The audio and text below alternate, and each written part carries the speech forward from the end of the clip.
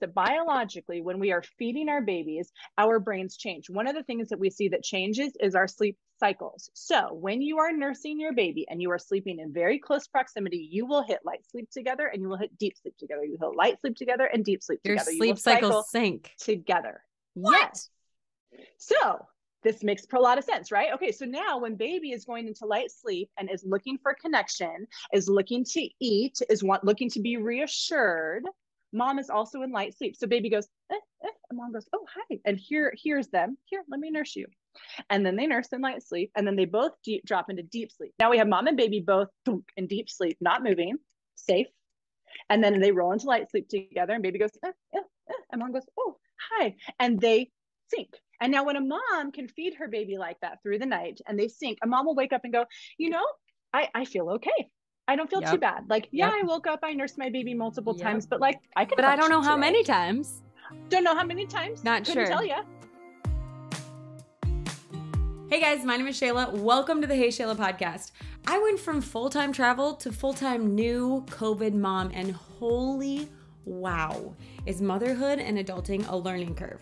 There are so many decisions we need to make and a million ways to do it right. I created this podcast to interview some of my gurus to share their knowledge and empower you on your journey. Let me be your guinea pig and ask the questions you think everyone else knows. Here, we're a little hippie. We try to do things as naturally as possible, and we don't take ourselves too seriously. But above all, we support one another and work to find what works. If you're into it, you're our people. Let's get started. Hello, welcome back to the Hey Shayla Podcast. Today, I have Natalie Johnson on, and what is this? Your fourth time on here? Woohoo! Yeah, I love it. And people, I reference your previous podcasts, which are, oh gosh, I'm not going to even. We talked about extended breastfeeding. We talked about like the typical problems that come up with breastfeeding.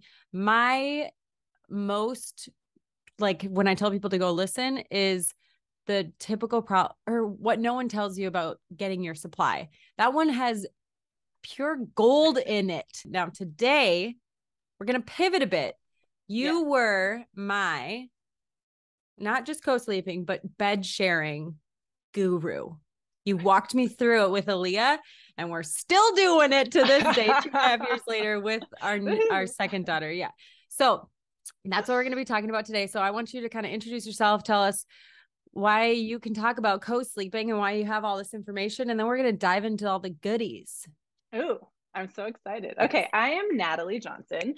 I am a mom of 4 children, which blows my mind. My oldest is 10 and a half, and my littlest just turned 1. So we've got a good span there. I have a background as a nurse. My degree is in nursing, a labor and delivery nurse. I'm a lactation consultant. Prior to my labor and delivery degree, I had a degree in child development. So I went to school for child development, understanding the neuro parts of children and how they develop and attachment and bonding and all these things, and then moved into nursing. Yes. It's so great. So I've got those 2 degrees, nursing, mother, baby stuff, and then attachment, breastfeeding, lactation consulting. And so a lot of what I feel like, a lot of the conversation we're going to have today, I feel like it's just a change in perspective. And it's literally talking about what I think of as like the obvious, like this is common sense and obvious, but I do have some actual background in understanding babies and children and the breastfeeding relationship, and have co-slept with my children. So I have personal experience too. Right. So I'm going to start with your Instagram handle is standing underscore tall. Wow. Yeah. Standing so tall with underscores in between each word. And it literally says, I'm the holistic breastfeeding, co-sleeping, baby wearing mom you were warned about, which I think is hilarious. But going off of what you just said, you think it's just so obvious. And I think that is such a challenge because here in the US, it's not so obvious. It's not so obvious. So talk about that a little bit. Okay, so I would like to first challenge all of you listeners who are tuning into this to just allow yourself like some openness with your mind, because what we sometimes forget is when we are talking about parenting, and I believe that sleeping and how you choose to sleep with your baby is a parenting decision. I don't believe it's the same as saying like babies need to eat, and like, yes, babies need to eat, or like you should put your baby in a car seat because that's safe. Okay, that's a safety thing. But sleeping, how you choose to sleep as a family, is a parenting decision. And that's going to look really different based on your sleep needs, based on your home, based on your working situation, all of the things, right? So this is nuanced. And what we're going to talk about today is going to look, this is going to look different for every single person, which is why I don't think you can pick up one book and say like, this is what works for everyone, right? Yeah. Because this is nuanced and it's different. But what I want to challenge you all to do is to change your perspective of sleep. What we think of sleep right now is very, very culturally driven. Like in the United States, we typically value independence. We value, I do it myself. I can do it myself and you do it yourself. And independence is a big value of ours. That is not true around the world. That is not true in other countries, right? That is a cultural expectation here. We also have this cultural expectation that you would have a home and your children would have their own room, and that getting them to sleep in their own room is a thing that you're going to do because you have a 3-bedroom house and you have your 2.5 children or whatever our cultural and your expectation nursery. is. And your nursery that you spend a lot of time, energy, and effort making beautiful for your baby. And we have to realize that that is cultural expectation. It's not a biological thing. We don't put babies in nurseries because it's biologically appropriate. It's a cultural expectation. So if we can start to look at sleep and be able to decipher, is this a cultural thing or is this a biological thing? We can get a much clearer picture of like what we should expect from our children and what would be normal. Because the next thing I want to challenge you with is this. If we look at people, right? And what we want to see as what I would say biologically normal, children give us the best picture of biological norm because they have not been tainted by the culture yet, right? A baby that's born is only driven by its biology. Instincts. That's it. Instincts, biology, that's it. If you've never watched the little documentary called Babies, it's fascinating. They look at 4 different babies all over the world, right? Yes. Raised in very different places, but guess what? They're all doing the same thing. Yeah. They're all driven by the same instincts and same biology. They've all been designed, their brains are designed the same. So when we look at things that are become challenging, like sleep, most new parents will tell you in the United States, sleep is really challenging. Did you know that's a conversation that doesn't happen in other countries? What? That is not something that people worry about other places, because the cultural expectation we have around sleep, when imprinted on the biological norm for a child, doesn't work. So here we are with a biological child who's doing exactly the right behaviors, and we're taking our cultural expectation and putting it on him, and then we have all of this conflict and we go, sleep sucks. I need people to help me. I need experts. I need books. I need help because sleep sucks. How on earth does that make any sense? Because the reality is we've been humans for a long time. And if sleep was awful for thousands of years, people wouldn't keep having babies. We wouldn't be here if this didn't work, right? This works. The mother-baby relationship works. The family relationship works. So I think I want to challenge all you new moms or anyone who's listening to this right now to see if when you start thinking about sleep and expectations and things that are hard, ask yourself this: is this a cultural thing or is this a biological thing? And if I can separate those things, then I can actually look and we need to now start to understand that the biological things our children are doing are 100% appropriate. And it's our cultural expectations that need to shift if we want to have some like a sense of, oh, this isn't so hard. Right. It's so interesting that you say it's not a conversation elsewhere, because that's literally like, oh, how old are they? How are they sleeping? Oh, cute little baby. What's his name? How are they sleeping? Everyone. But along with the cultural norms of like trying to get your baby to sleep in a crib, trying to get your baby to sleep train, trying to do these things, people are going back to work at 6 weeks, 12 weeks, whatever in the US. I feel like these are the byproducts of the cultural norms of new parents and new mothers. And it's madness. And the result of an excessively aggressive formula campaign. The reality is, when you are a breastfeeding mom, for the most part, to successfully have a breastfeeding relationship, you have to sleep with your baby.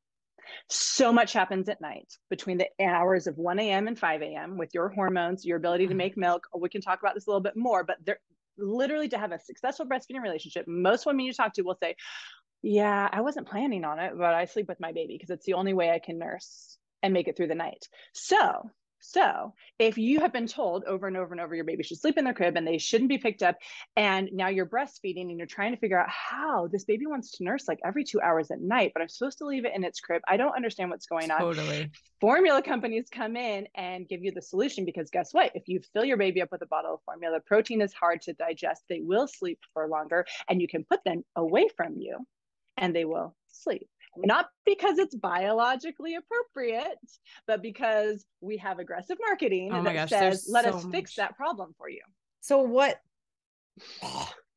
I know. There's a lot. I know there's so much time. There's so much to talk about. Take notes here and we'll see if we can get to it. But okay. So I agree. I think that a lot of people end up co-sleeping when that wasn't the plan.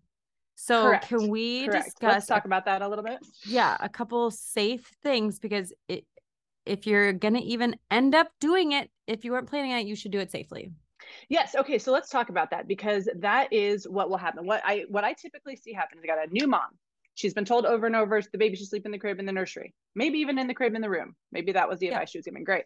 And she is nursing her baby. And just sitting in a rocking chair. And to understand biological norms, a baby is not supposed to sleep deeply. Okay. They are, when we look at mammals, they are one of the most immature mammals that are born. Like horses can walk the day that they're born, right? Like as kittens, although born with their eyes closed, can find food on their own, because the mama cat will lay there and they will find it and can feed themselves, right? Human babies, because of our hips and our brains and all the things, human babies are born excessively premature. They can't get food on their own. They can't even regulate their body temperature well on their own. They can't walk. They can't protect themselves. They can't do anything. They're forever. My 12-month-old is still not walking. Come on. Yeah. It takes You were born forever. 12 months ago, for crying out loud. Let's go. Right. But they are. It's super premature. Like, they're so premature. Yeah. So their brains know that if I can't smell my mom, hear my mom, feel my mom, taste my mom, I will not survive. Right. The brain is the same as the brain from 2000 years ago that says, if I can't feel my mom and smell my mom and hear my mom and taste my mom, I won't survive. She equals survival. So to expect that a baby lives in the womb for 9 months, its only reality has been held 24/7 and rocked with your movement, amniotic fluid, your breathing, hearing your heartbeat 24/7, being fed 24/7, being warm and comfortable 24/7, that they would somehow come out of that, the only existence they've known, that they would be born and go, put me in a crib for 4 hours. I'll be fine. I got this, Ma. I got this. Turns out the crib's beautiful. Thank you, 2022, for decorating it for me. No. That brain says, if I can't smell my mom and hear my mom and feel my mom and taste my mom, I will die. I will die. Wow. And so the brain stays in what we would call light sleep much longer than deep sleep.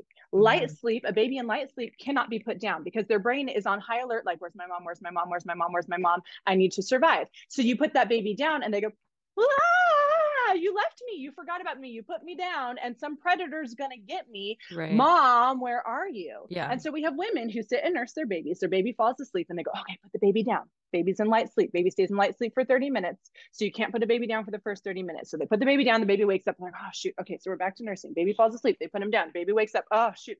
And eventually they hold them for long enough, potentially, that they get into deep sleep. Okay. Now in a deep sleep, a baby can transfer. But you know how long a baby stays in deep sleep for? 30 minutes max. So now you put your baby down in deep sleep. You go crawl into your bed. You're just barely finally falling asleep. And what happens? Baby's awake and in light sleep and checking in and you've left me behind. Mom, right. Mom. And we go, oh, this baby won't sleep. What do I do? My baby won't sleep. No. My baby won't sleep. No, whoa, your baby is surviving. Your baby's brain is trying to survive. And it is our cultural expectation that I should be able to get good sleep on my own, in my own bed. My baby's going to sleep in a crib by themselves. That's the problem. Your baby's not the problem.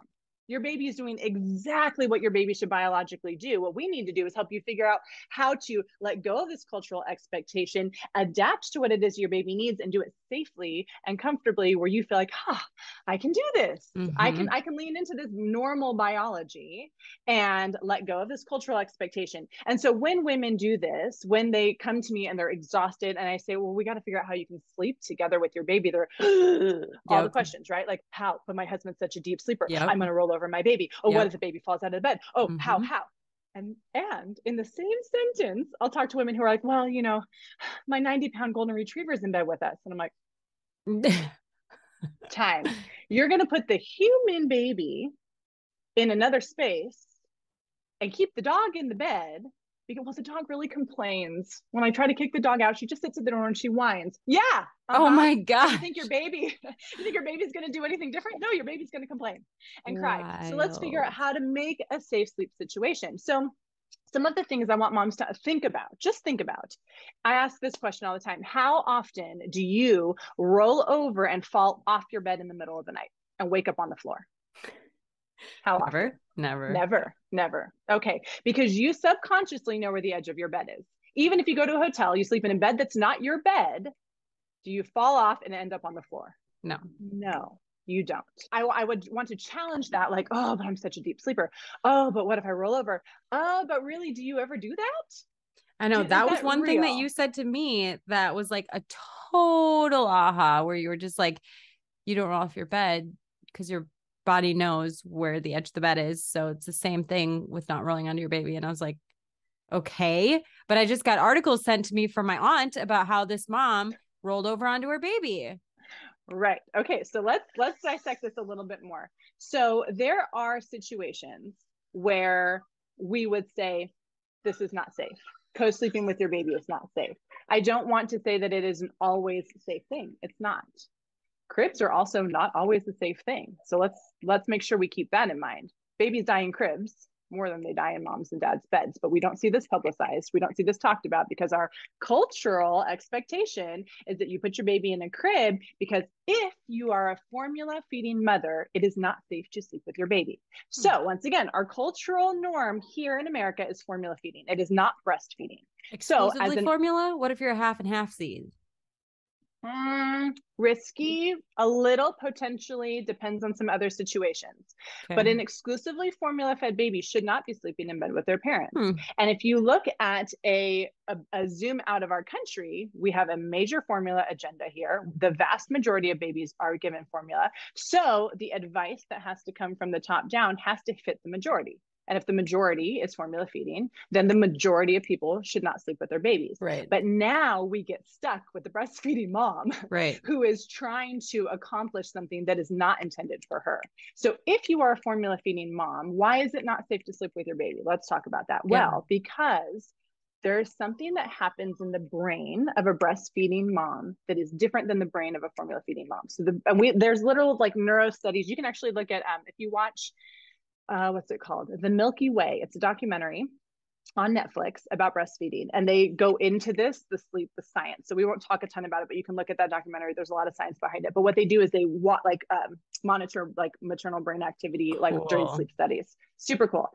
And what they find is that moms and babies who sleep in very close proximity, who are exclusively breastfeeding, moms have a hormonal shift, which of course we understand because they're making milk. They have literal changes in their brain that allow them to parent and attend to their baby through the night while they're sleeping and protect that baby, which makes sense. If we look thousands of years ago, why would moms roll over their babies in the middle of caves? Like, what? How? Why? Or put them in a different part of the cave. Sense.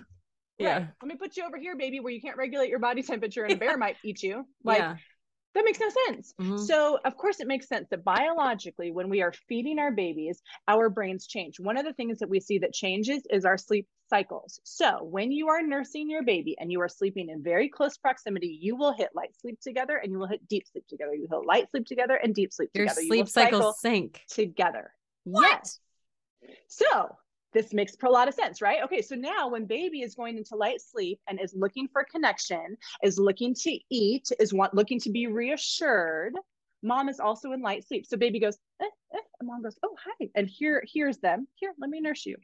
And then they nurse in light sleep, and then they both drop into deep sleep. Now, deep sleep is that paralytic sleep, right? Where you don't move. You're just in deep sleep. So now we have mom and baby both in deep sleep, not moving, safe. And then they roll into light sleep together, and baby goes, and mom goes, oh, hi. And they sync. And now when a mom can feed her baby like that through the night and they sync, a mom will wake up and go, I feel okay. I don't feel too bad. Like, I woke up, I nursed my baby multiple times, but like I don't know how many times. Don't know how many times. Not Couldn't sure. Tell you. Not Couldn't sure. Tell you. Couldn't tell I'm you. Couldn't tell you. Because you just wake up, you whip your boob out, connect, and you both fall back to sleep. Like that. And what you're doing for your baby is creating a positive sleep association for them. So they wake up and they go, oh, mom's still here. It's safe to go back to sleep. Oh, mom's still here.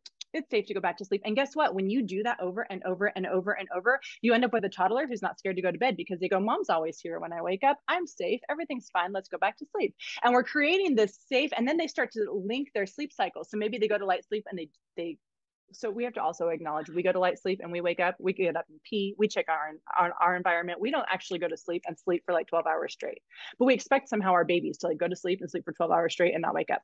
We don't even do that as adults. So that's not an expectation we should have for our children. So when they start to cycle like this, what we can expect is that the first cycles are maybe like 45 minutes. And then they start to link them and we get like an hour and a half's worth of sleep.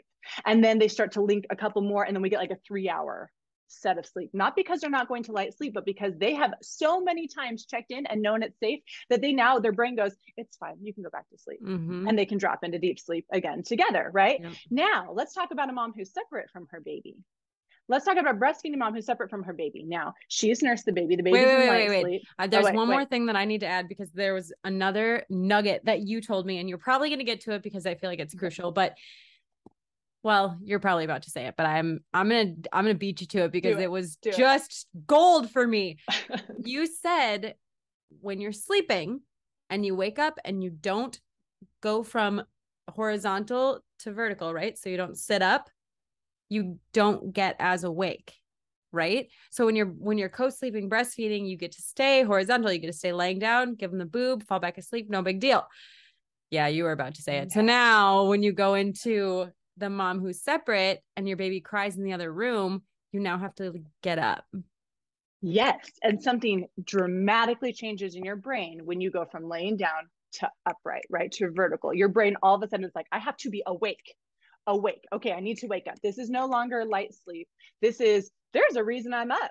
There's a threat. There's something going on, usually a little bit of cortisol. So when we separate a mom and a baby and they are cycling differently, right? A mom's got a baby in light sleep. She puts her baby down. A baby's in a deep sleep cycle while mom's in a light sleep cycle.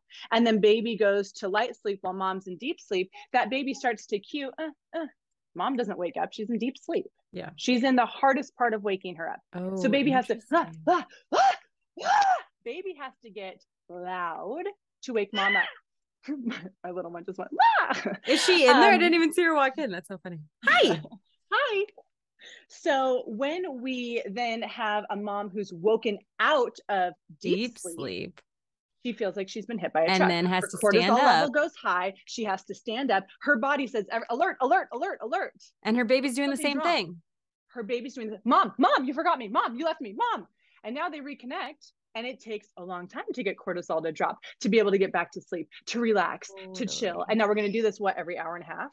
Because they're getting 5 minutes of sleep and woken out of deep sleep. And they go, forget this. I'm going to grab that formula that they sent me for free. And I'm going to give it to my husband. And you go in there and you feed that baby because I need to sleep. Yep. And what hours do they usually do that? The 1 to 5 a.m. hours. Because usually moms are like, I can do it. And then 1 a.m. rolls around and they're like, screw this. I can't do it anymore. 2 a.m. rolls around. Forget it. I can't do it anymore. Stop. Is that a breastfeeding sweatshirt? This company just sent it to me and I'm obsessed. Okay. Tell me what the brand is. It's called MamaTu, MAMATU. They have multiple, and this is like the plain one, but hold on, I'll show you. I thought it was so cute and I didn't even realize it was a breastfeeding. Okay. Look at the inside, down and up. So if it's like cold, this is a high neck, you just zip up and only boobs out, or you can zip down. You can baby wear. It's cute. It's got a pocket. MamaTu. Sorry. MamaTu.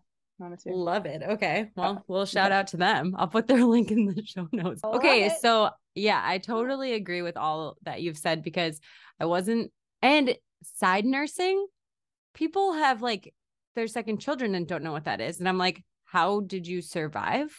Not and then sideline. let's quickly talk a little bit more about this on the safety front too. When we have a mom who thinks the safer thing is to have her baby in the crib and thinks the safer thing is to get up multiple times at night, what she ends up doing is nursing her baby in a chair, in a rocking chair, in the lazy boy, on the couch. And guess what? All of those places are statistically less safe than your bed.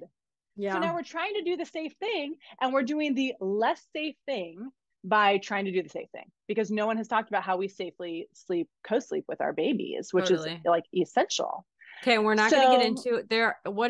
I'll do this too, so people can look at it, so we can keep diving into the extra stuff. Leche, what's it called? La Leche League has the 7 safe sleep things. Yeah. So the book is called Sweet Sleep. And this is a book written by the La Leche League, Sweet Sleep. Okay. And Sweet Sleep was written for breastfeeding moms to understand sleep. The wonderful thing about this book is that it's going to give you data, research, and talk about biological expectations. So you can stop being frustrated with your child. It is amazing. And it breaks it down based on age. So you don't need to read it cover to cover. If you have a 6-month-old, you grab it and you look for the 6-month-old part and you read it. I knew nothing about this. You were my Sweet Sleep. Yeah, I had you. Okay, so but they have the 7 sleep, have what and they it's call like the Sweet Safe 7. No cords, no extra blankets, no. So it's simple things. You can't be smoking, no drinking alcohol and doing drugs. You need to be nursing your baby. Yeah. You need to have a full-term healthy newborn. So that means like at the very beginning, if you've got this preemie NICU baby who's like 4.5 pounds, there's some different things that have to happen. But if you've got a full-term baby, you're nursing, the baby is with you, that baby is not swaddled or overdressed, and you have a safe surface, meaning that you've got like a fitted sheet on your bed. And then what's the other one? Oh, that the baby, when you're nursing, is lying next to you on their side and on their back and not face down next to you. So if you have a baby who's laying next to you, nursing and sleeping like on their side and on their back, which makes a lot of sense. No one puts a baby right next to them and then flips them prone. Like I do that. Yeah. Do you? Yeah. When you just said that, I was like, well, how old's your baby? Well, she's 6 months. Okay. But still, as soon as when she was able to roll over on her own, then she started sleeping on her belly. Bing. That's the key. If they can roll over on their own, they can sleep however the heck they want to sleep. We're talking like newborns, like brand new 7.5 pound newborn. We don't want to swaddle them, put them on their belly. Yeah. And then have a mom who's drinking alcohol and drugs. Yeah. That was the big thing. Yeah. No like sleep aids, drinking. Right. You can't be sleeping medications. Right. Yeah. But the smoke thing, I didn't realize was a thing.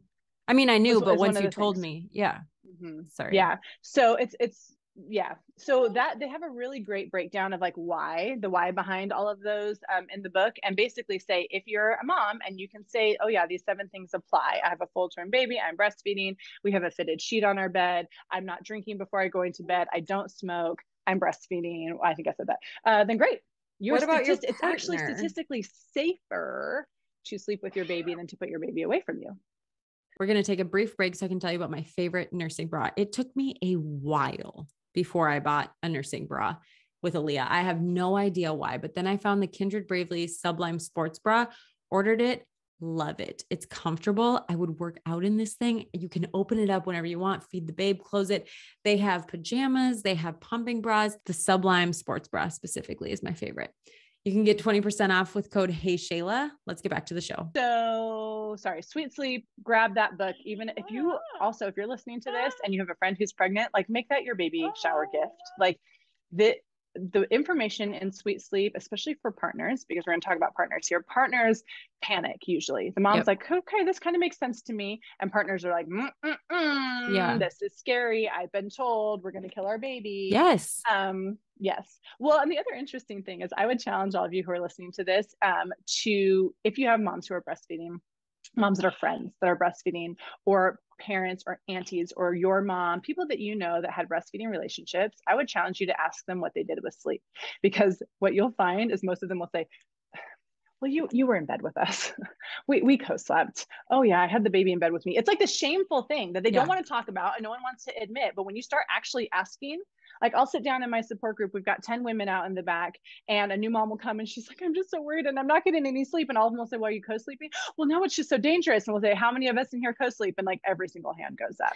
And most of them will say like, well, I don't really talk about it because my mom doesn't think I should. I don't really talk about it because my best friend says I shouldn't. But if you actually ask, most women are like, oh yeah, I co-sleep with my babies. Didn't plan on it. Have a beautiful nursery, not using it. Totally. I know we didn't even make a nursery for Esme, and Seth still kind of feels bad about it. And I'm like, nah. I just looked. Sweet Sleep is on Audible. Basically, if a book's not on Audible, chances are I'm not going to read it because I just need to listen. So there you go. Yeah, there you go. It's on Audible. Perfect. No excuses. Right. Okay. So partners. You want to talk about partners a little bit? Yeah. Yes. So when it comes to partners, one of the things that we need to understand is that a lot of women will say to me, my husband is such a deep sleeper. He's literally sawing logs next to me. He's snoring. He doesn't move. He's so deeply in sleep. It's like, great. Okay, I understand. But what you need to also understand is that his hormones change with pregnancy, with postpartum, and his brain changes alongside mom's. And if mom is in bed and attentive and caring for baby, his brain is allowed to let go of that and deeply sleep. This is one of the ways that we as a communal people were able to, let's say, take shifts at night, stoking the fire and protecting the camp, and everyone else can deeply sleep because there's someone who's in charge. And then you switch and the person who's in charge is being in charge, and everyone else's brains can say, that person's in charge, I'm going to sleep. So if you have a husband who's a deep sleeper, it's probably because his brain says, my wife's got it. She's got the baby.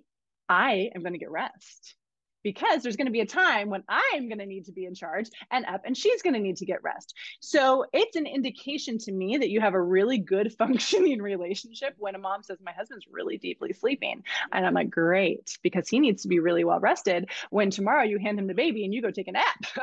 Or he has to go to work and he has to go function. So his brain knows she's safe with you.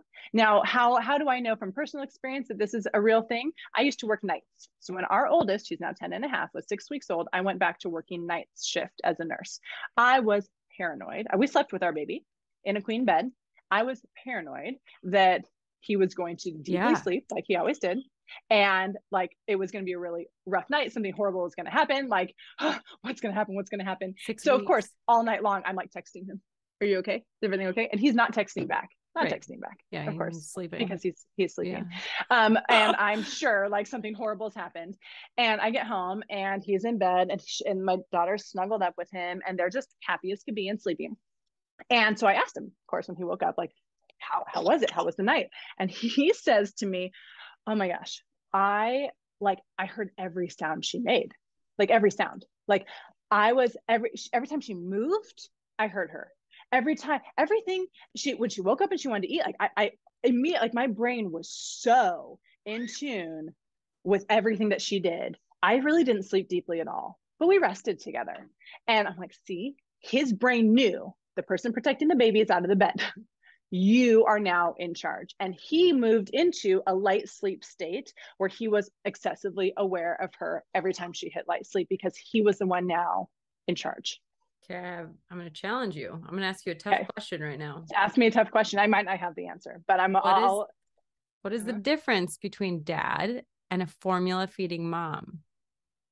That's a great question. And I don't know that I have a biological answer for you, but my assumption would be dad is supposed to be part of this mix. Dads never can breastfeed. Dads have to be part of if we look at the family unit, dad's part of the family unit. So we know that dad's hormones adjust based on maternal hormones. So if a mom is breastfeeding, my assumption is that dad's hormones are in a different state than a mom who's not breastfeeding and her husband's hormones. Okay. Like as a dad's unit, hormones are they have to function responding together. to mom's hormones, where Correct. a formula feeding mom is not responding to a woman. Right. She's not having the same hormonal response Got it. To her baby. That would be my assumption. Now, I'm not a neuroscientist, right. and I haven't studied that much of like deep sleep for dads, but the sweet sleep might talk. I mean, it talks excessively about the breastfeeding unit and the family. So it might have, I'm just not remembering. It might have something specific about partners. But I know from what I've observed in like the 8 years of doing breastfeeding support groups and like my own personal experience, my best friend's experience of our co-sleeping families, that's exactly what happens. If mom is out of the bed, dad is on high alert. And when mom is in the bed, dad is able to rest. And so that's one thing to just contemplate and to experiment with. The other thing that I think is worth talking about is that in our culture says if you and your husband aren't sleeping in the same bed, there must be something wrong in your marriage. Yeah. And the bedroom is like a sexual place. Oh gosh. Yeah. Yes. So that's a cultural thing. And if we look at like, how does that fit in with biological needs? What we actually see is that sometimes it makes more sense for dad to sleep somewhere else. For mom and baby to have a safe sleep situation together, and for dad to sleep somewhere else. And another thing, if you talk to moms, some of them will say like, oh yeah, well, like my husband just sleeps in the guest room. Like for the first 3 months postpartum, my husband just had to sleep somewhere else. And can we start taking away the shame? There's no shame in that. There's no shame in that at all. Like I had a husband who he does anesthesia. He's a nurse with pediatric patients. He can't be half asleep giving pediatric patients anesthesia medication. Like he needs to sleep and be able to function at work. So there were many times in our relationship and our mothering and fathering of 4 children where he has slept somewhere else because he really needed to be able to function at work. And I slept with the children. Yeah. And that's okay. It doesn't mean that your marriage is falling apart. It doesn't mean it's forever. It doesn't mean that you can't have an intimate sexual relationship. Right. And when people tell me like, oh, we'd love to have the baby in the bed, but you know, we have to have time. I'm like, whoa, time out. How do you think I have 4 children? Yeah. Who slept in my bed with me and we had 4 children. Yeah. Like, if you can't figure out how to have sex, if it's not in your outside bed of at a your specific bed. time at night, right. Spice like, it up, people. Spice it up. That's a different conversation. That is a different conversation. And having a baby in your bed is not like, or out of your bed is not going to make or break your sexual relationship with your husband. Like that is not, let's not put that kind of pressure on our babies who need us. Totally. Like, yeah. Anyways. Okay. 2 things. Thing number 1 in this, what was the thing that you referred to? It was a Netflix baby. The Netflix documentary, it talks about this biological change in your brain of somebody who needs to like hear the baby crying in same-sex couples. There's usually one, even in same-sex couples, that is like the person who's attuned and then the one who rests. Isn't that wild? I love it so much. And it's amazing. And it reinstates what you said. Yeah. Well, and that's the thing is like, we have to start realizing that like the way we are designed is not flawed. When there's problems, it's because of the cultural expectation, not our babies. Yes. Not us. Well, like, and the sooner we can realize that, the sooner we can relax about it, because we stress so much about it not fitting in the right way. And it's like, oh, this is what's supposed to happen. Oh, well, then how am I going to make this work? It works by my husband sleeping in another room for the time because that's the season we're in. And that's okay. As long as you and your husband are okay with it. It's not like, get out of the bed. It's like, hey, I sleep best here. You sleep best here. We'll kiss in the morning and we'll be good to go. We're doing what's best for our family. Right. Yeah. Right. Agreed. Yeah. I think it's all in seasons, right? This is not like a forever thing. And you learn that years into motherhood. I'm 2.5 years in and I'm like, okay, whatever's happening right now, we're going to get through it. We're going to go to the next thing. And it'll be a different kind of different and weird and hard and change. And that'll be fine too. Right. Well, and if you start just asking grandmas and grandpas, older people in their 60s, 70s, 80s, like, what was your favorite time of life? What were the good old days? They will tell you right now. When my babies were little and I got to cuddle them and snuggle them in the morning. And when they ran to me when I got home from work, like we're in it. We're in the good old days. And if we spend all of this time in the good old days stressed out about our babies somehow doing something that they shouldn't be doing because of our cultural expectations, we miss it. We miss it. And like, this is a very, very special time that we're going to look back when we have teenagers and wish that we were back in. It's so funny because I was just talking to my mom. I was just talking to my mom about because with Aaliyah, I think I had a little bit of postpartum anxiety, or I don't know, never diagnosed, but now that I have Esme and I don't have those feelings, I'm like, whoa, something was going on the first time. And it was because like, I need to put my baby on a schedule. Of course, like they can't sleep. I need to wake them up after X amount of time sleeping. And then their wake window is this much. And then they need to go to bed by this time. And if they don't, everything's going to fall apart. And Right. so I remember being at my mom's house, just like starting to like hyperventilate, not actually, but almost, where I'm like, we need to go. We need to go. I know you just made dinner. I'm really sorry that we're leaving. Like, thank you for the dinner. We could take it maybe. Okay. It's fine. I just don't want to eat it because then I feel bad about eating and leaving, but we need to go because it's 6:30 and we need to get home by 7. And then we've got bath and then books and then this and then this and then this. And if she doesn't and it was like so stressful and chaotic. And I remember trying to get her to sleep and she would not sleep and I would get rage. Like never where I harmed her or anything like that, but just internally I was boiling and I would call Seth at work and I would just be crying and whatever. And now with Esme, I don't wake her up. I don't like, she sometimes has a 3-hour wake window when really she should have had an hour and a half because that's when she was tired. But like, if I try and put her down at an hour, now her wake window is getting to like 2 hours, but I go off of her cues.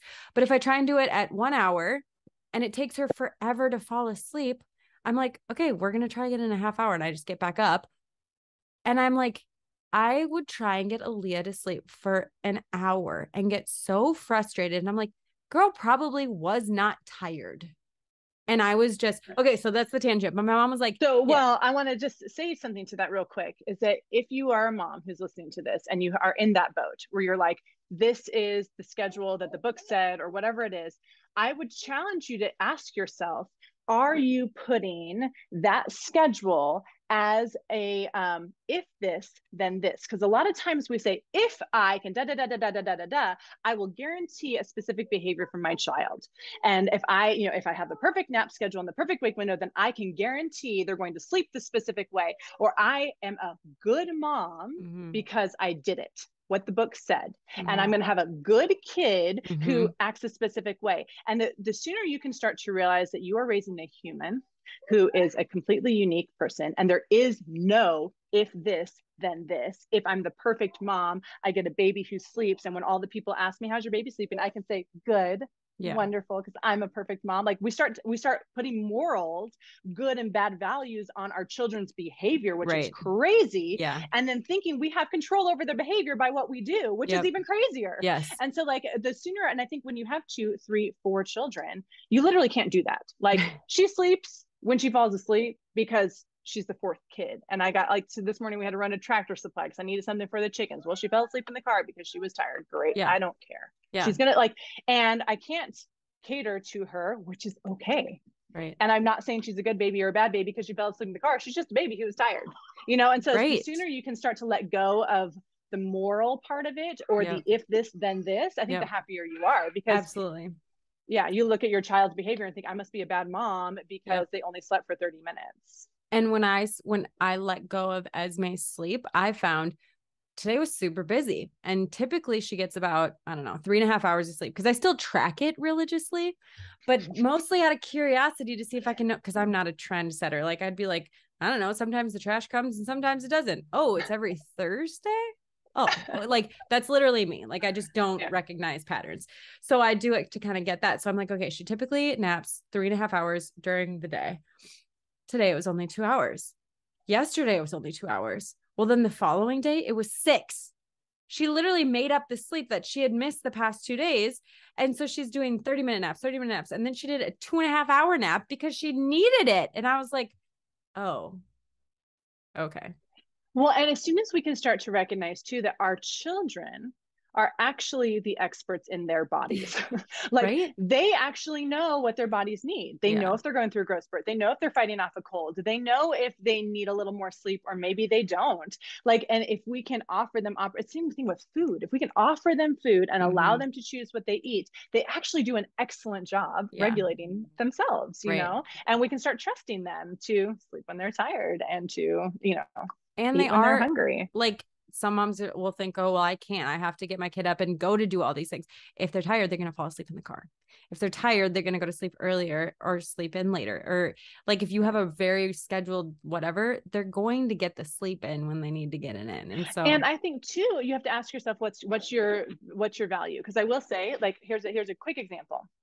I know some women in my life who really, really thrive in schedule. Like, they need schedule, they want schedule, schedule is excessively important to them for their own ability to function as a mom. Yeah. So they like to have a schedule. They like to have like, and we're talking older than like the first few months. The first few months, babies neurologically can't even schedule. So let's say older kids, like, this is what we do. We wake up, we start school at this time or whatever. I drop my kids off at school at this time. And this is what happens. We do a nap always from this time to this time, whatever.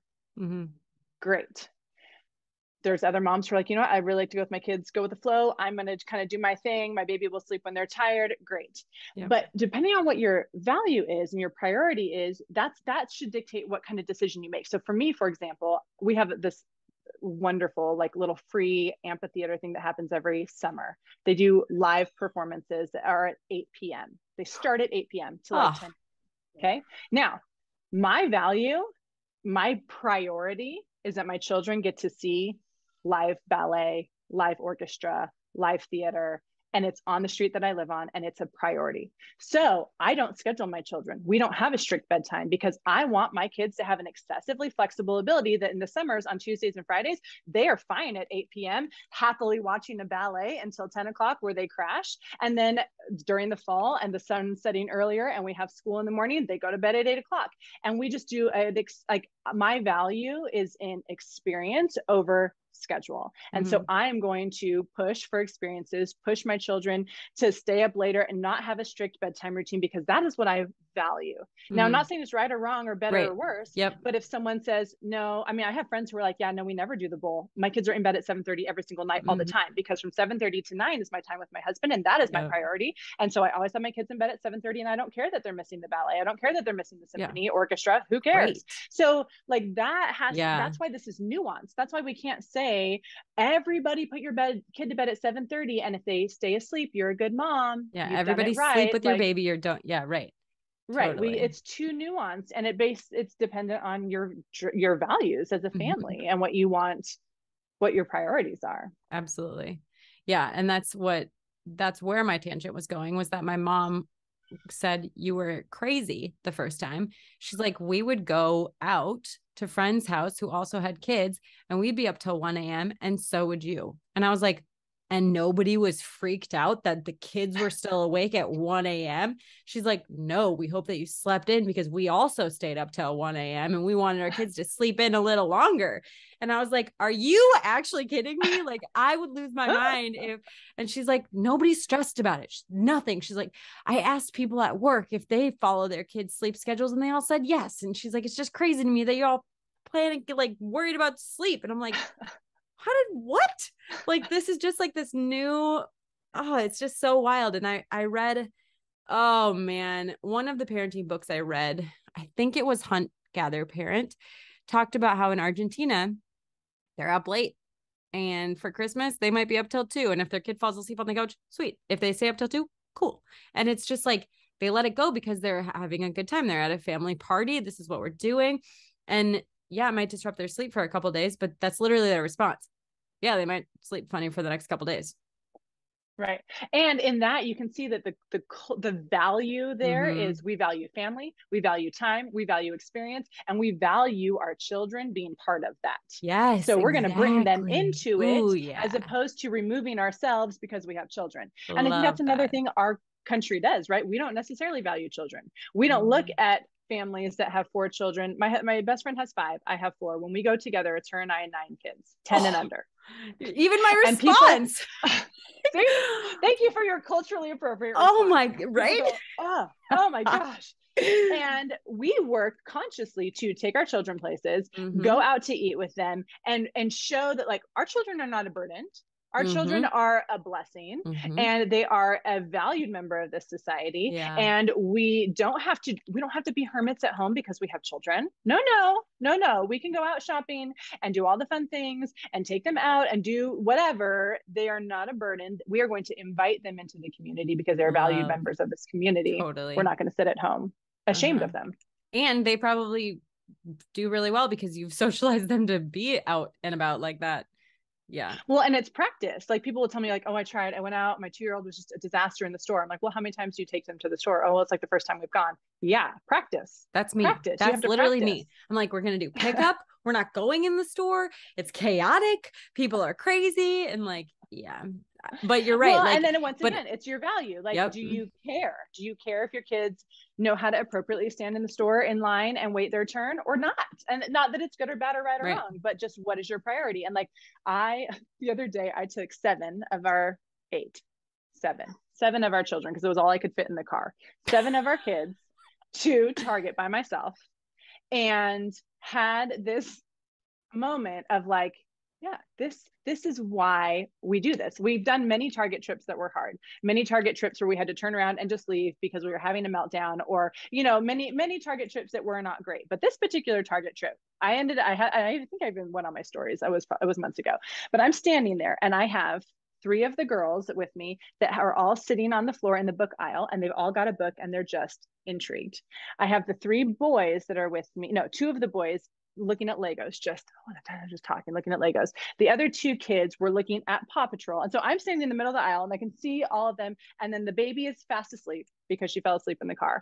And I'm like, this is not hard. Like our children know the expectation when we come to Target. They know how to behave in Target. Like, this is an enjoyable trip. And my kids are looking at books and looking at Legos and quietly appropriate in the store. Now, does that happen overnight? No, but it's a value of mine to practice that and give them opportunities to practice. Anyways, big tangent. But that's even a whole just other podcast. Totally. I know. I was just thinking, I was like, we're talking about sleep, but I think even going in with that expectation is really important. I tried doing a mile run with the stroller and Aaliyah was like, what the hell are we doing? Why can't I get out? Why can't I walk? Why are we running past the park? Like, what is this? And I was like, this is the first time we're doing this. I have to do this like 5 more times for her to understand what this is. Maybe I'll do a shorter run for like the first 5 and we'll get used to it, whatever. But absolutely. Yes. I agree. Changing those expectations. I had the ladies from We Talkers on my podcast recently who are speech therapists for babies and for toddlers. And I was talking to them and I was like, aren't toddlers just going to learn how to talk if they're typical speaking toddlers? And they were like, yeah, but you want to make sure that you have the communication and the language down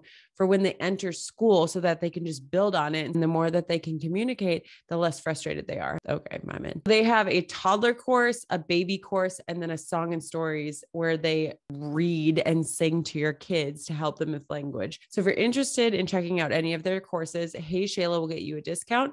Let's get back to the show. The last question that I have is, will my baby ever leave my bed? Well, and that's never. Never. She'll be 18 and she'll be wanting you to go to college with her and sleep in the dorm room, twin bed with you. Right. So this is a really interesting thing that is very, very hard to understand when you only have one baby and when you haven't walked through it. But once you've walked through it, it's like, duh. And I will tell you, because I've walked through it now multiple times, children developmentally advance. Children walk when they're ready to walk. Little girls start their period when their body's ready to start their period. And children choose to sleep on their own when they're ready to sleep on their own. And it is something that absolutely happens.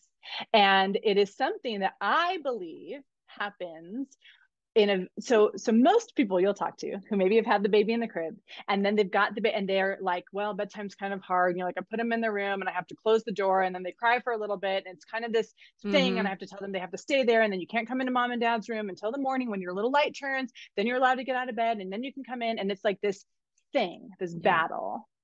And to me, if you're battling it, your child is feeling like sleep is not safe. I am not safe. Sleep is not safe.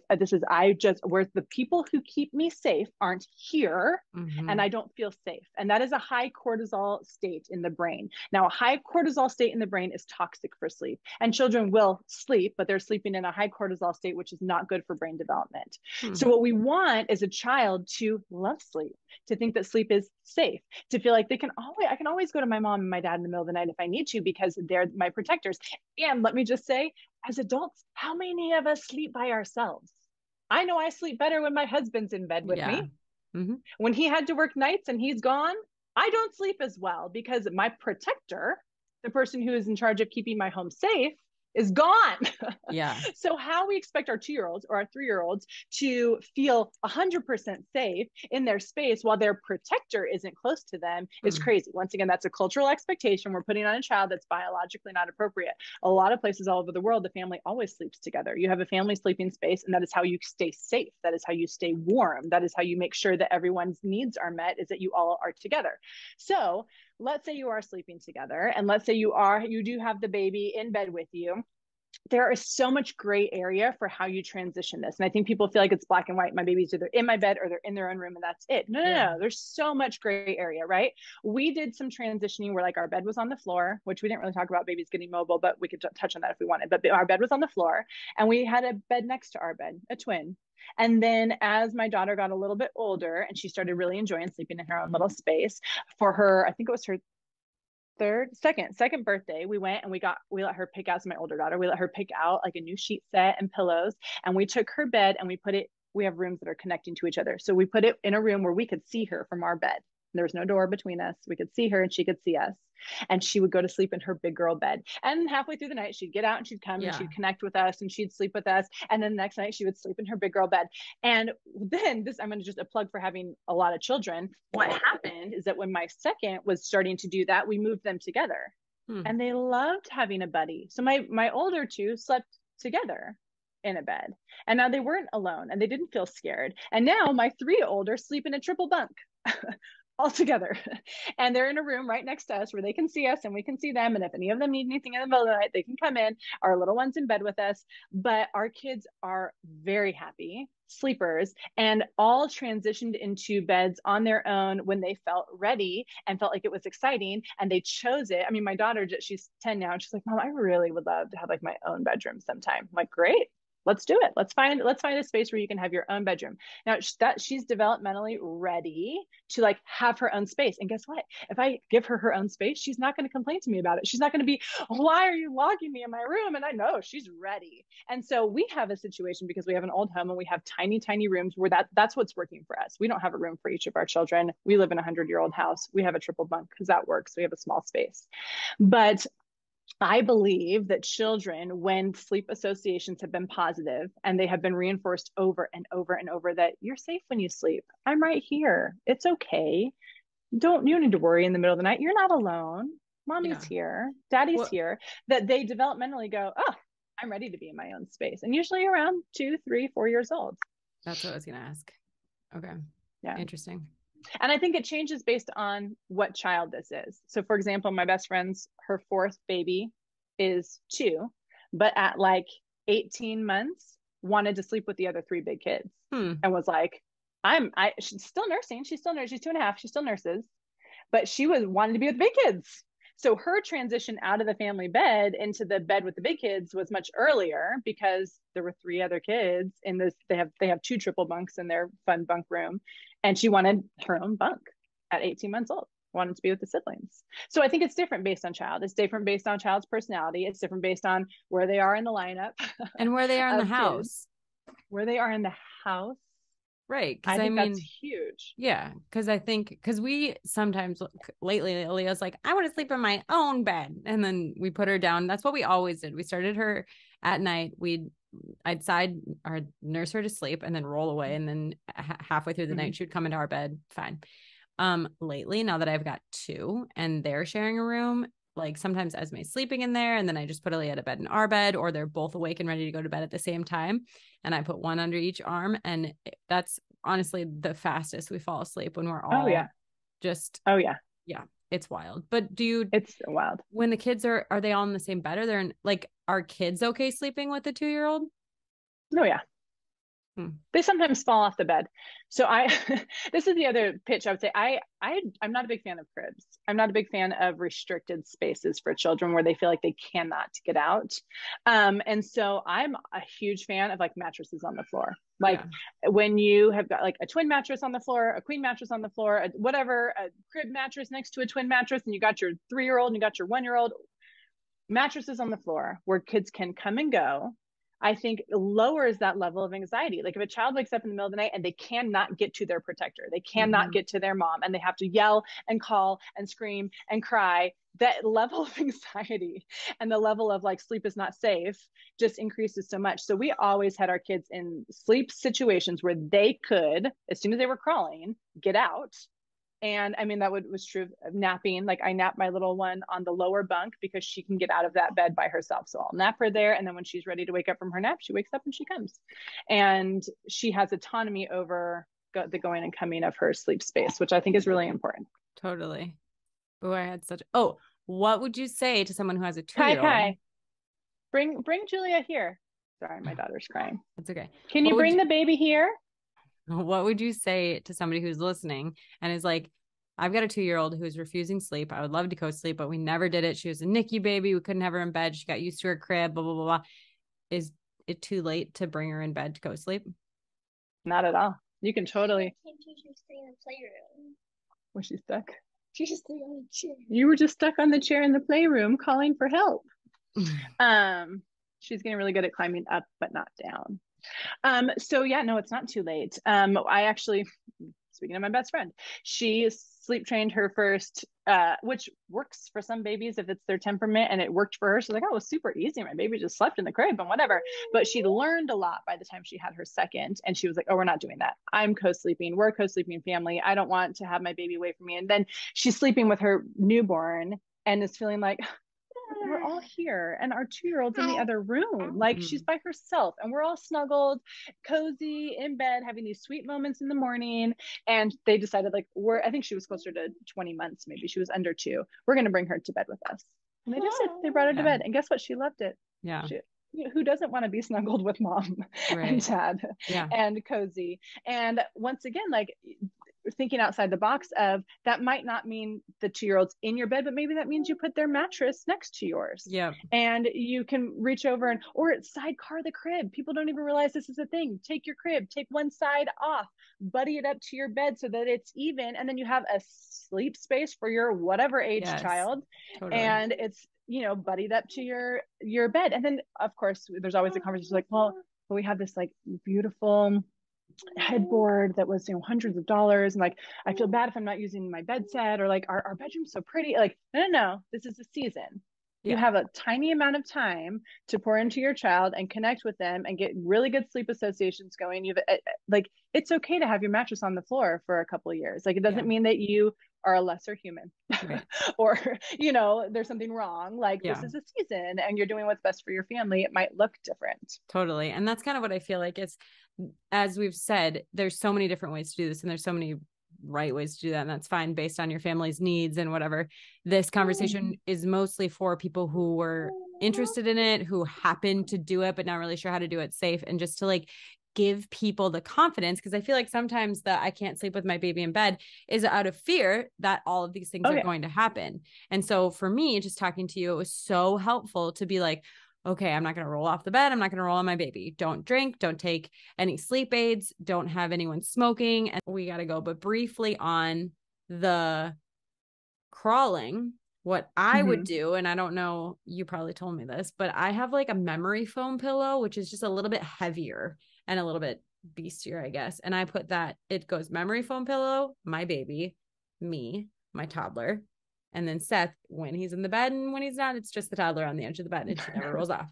And so, but the other thing that I didn't realize is that baby doesn't want to just crawl away from you. Your milk, your warmth, your comfort. So I was always like, well, what am I going to do if I just wake up and she's crawling off the bed? Whenever she woke up, she wasn't wide awake. She would kind of squawk. I would wake up with her and she would usually try and go for the boob. And I was like, oh, there's not that much that's going to happen when they start crawling. Right? No, what would you say? I do think I will say with my oldest, when she started crawling is when we took our mattress to the floor, because I wanted the lower anxiety of like, if she falls off the bed, it's a foot.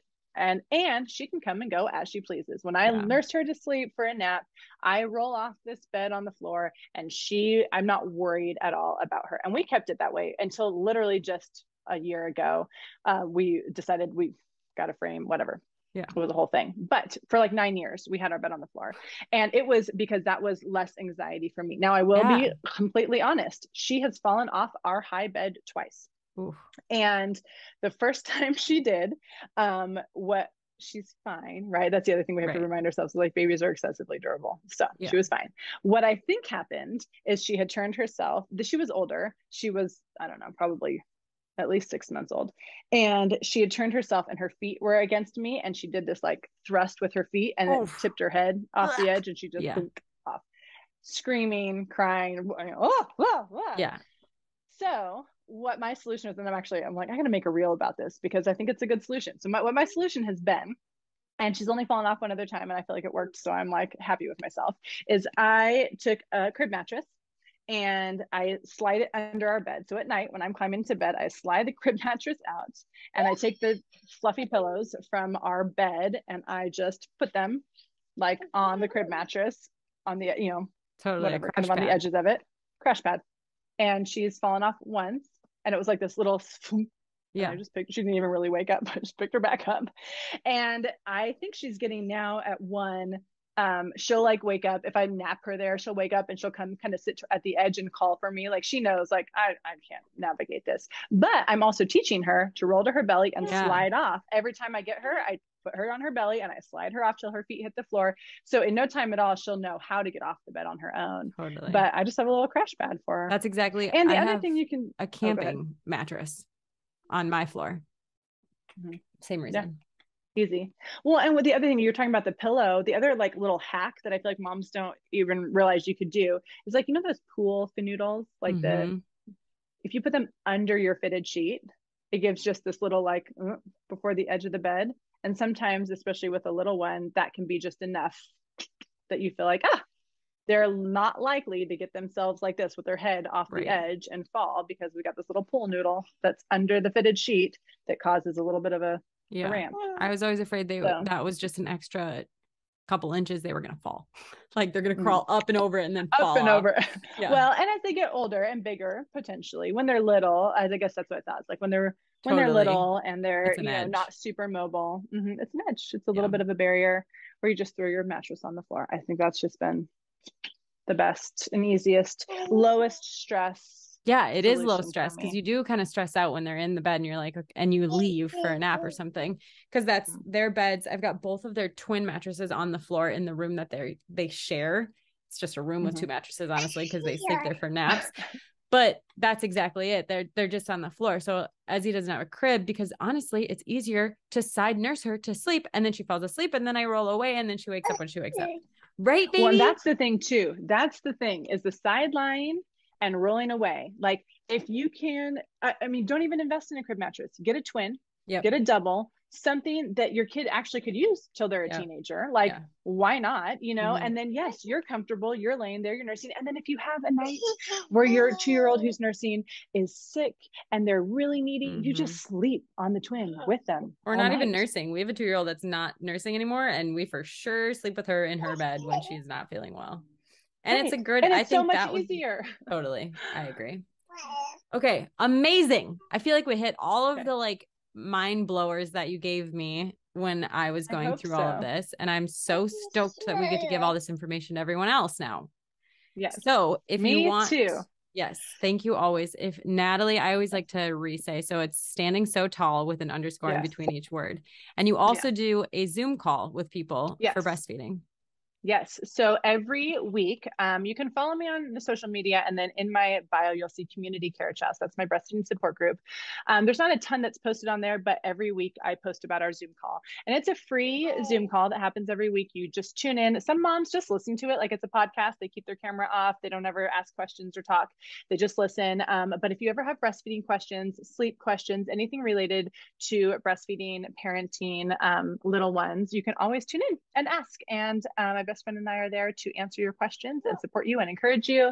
And you can always reach out to me personally through social media as well. It's amazing. I've sent so many people there, and I've actually had a few people recently be like, I'm part of the support group, and it's just been the best thing ever. And it's so nice to have that support, especially free.